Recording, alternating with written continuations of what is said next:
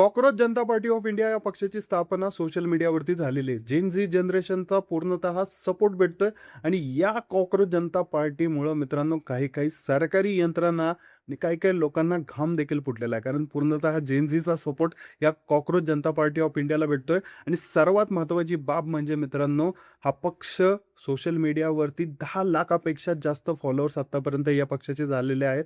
या पक्षाचा अजेंडा मित्रांनो यांच्या सोशल मीडिया साईटवरती आहे, यांच्या वेबसाईटवरती पण आहे आणि सर्वात महत्त्वाचं म्हणजे या पक्षाची स्थापना का झाली? तर मित्रांनो आपले जे चीफ जस्टिस ऑफ इंडिया आहेत सूर्यकांत यांच्या कृपेने ही या पक्षाची स्थापना झाली.